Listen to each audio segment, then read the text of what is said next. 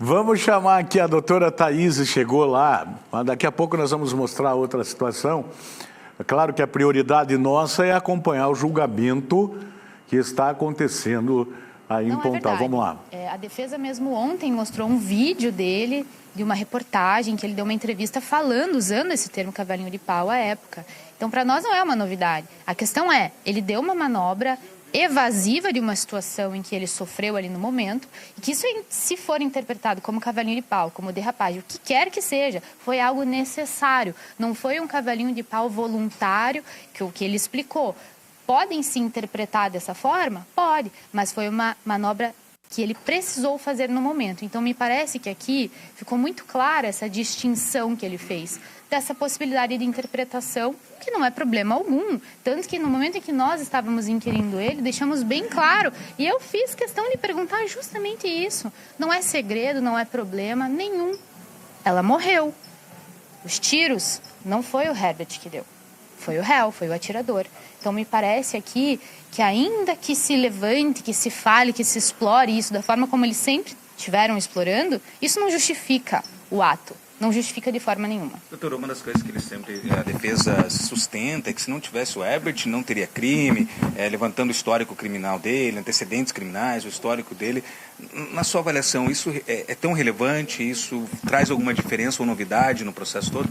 Não, na verdade isso é um desrespeito com a testemunha, do nosso ponto de vista, claro. Nós consideramos isso sem qualquer relevância, até porque o réu não sabia quem era a pessoa que estava dirigindo o carro. E o réu também tem antecedentes criminais, o réu também tem problemas com a justiça, e nós sequer tocamos nesse assunto. Então, me parece que isso é algo apelativo da defesa, faz parte do jogo e a gente até deixa que faça, porque o jurado está vendo. Doutora, em vários momentos ali a gente viu também a defesa perguntando se o Herbert ele tinha parado o carro no sentido a tentar sair do local, sentido Praia de Leste, se ele teria virado o carro em algum momento. O que a senhora tem a dizer isso? Até mesmo ali pela reconstituição que foi feita na mesma semana após o crime, o que também a senhora como assistente de acusação pode afirmar de como aconteceu toda a situação? Bom, eu me baseio expressamente na questão que ele trouxe, no que ele vem trazendo desde o início. Então ele narra uma situação que não foi agradável que ele passou. Ele passou por uma situação extremamente traumática, um choque. Ele estava com uma menina baleada dentro do carro. E a defesa aqui quer exigir que ele fale com precisão com qual policial ele conversou, qual o nome da rua, do fato. Na hora ele não sabia. E ele trouxe isso aqui. Então, uma série de detalhes que tentam explorar, que tentam extrair, que ele, de fato, não tem como lembrar, não tem como saber, justamente por conta da atmosfera do momento, me parece desproporcional. E um ponto interessante ele trouxe com bastante clareza que o carro ficou em uma posição com um determinado ângulo após a manobra evasiva que ele precisou fazer. E que, por escolha própria, ele precisou fazer esse retorno. Então, ele explicou o porquê, e foi uma escolha que ele teve naquele momento. Ele não quis dar a ré no meio da PR de noite. Então, me parece que isso também está muito bem explicado. E, novamente, não justifica a atuação do Everton, de forma nenhuma. Doutora, durante esse testemunho hoje também, a defesa pergunta por vários momentos ao Herbert a questão de qual policial que ele conversou, o que ele teria falado, as informações que estão no boletim de ocorrência também. E a gente acompanhou que por muitas vezes os advogados de defesa tentam fazer com que o Herbert fale que o policial militar que fez o boletim de ocorrência naquela oportunidade acabou mentindo, acabou então se equivocando em colocar essas informações do boletim de ocorrência. Isso vai ser muito explorado ainda agora, voltando dessa pausa.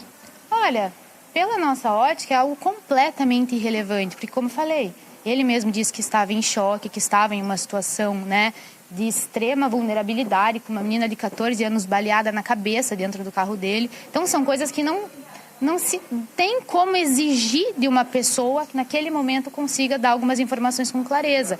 E me parece que essa tentativa de colocar ele contra o policial militar é algo inerente ali à atuação, ao estilo, enfim, é uma questão que me parece um pouco uma estratégia da confusão e do cansaço. Infelizmente, mas é o que nós temos visto. Obrigado, doutor. Isso aí, então, Tony, a gente conversou com a doutora Thaís Matarassade, ela que é advogada, assistente de acusação.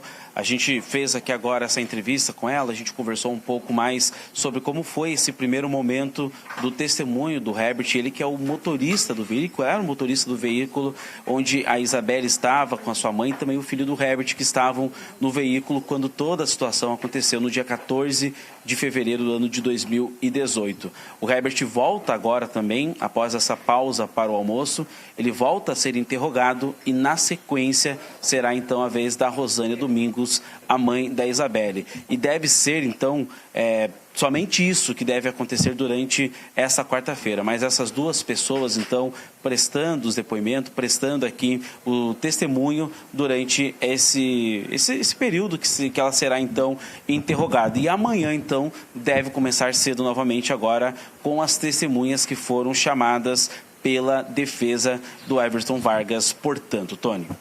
Muito bem. Agradeço aí, você atualizando sempre a gente, né, todo o nosso telespectador, e vamos continuar acompanhando, sem dúvida nenhuma. A gente evita, estava falando com o Rafa aqui, a gente evita comentar especificamente sobre o caso, porque para depois, amanhã ou depois, ninguém falar que a gente estava induzindo, como eu já fui acusado, né, que estava induzindo a população. Então a gente está quieto, só está trazendo o que está acontecendo. Depois, quem sabe, né, com o resultado final, a gente fica mais à vontade para falar sem atrapalhar ninguém.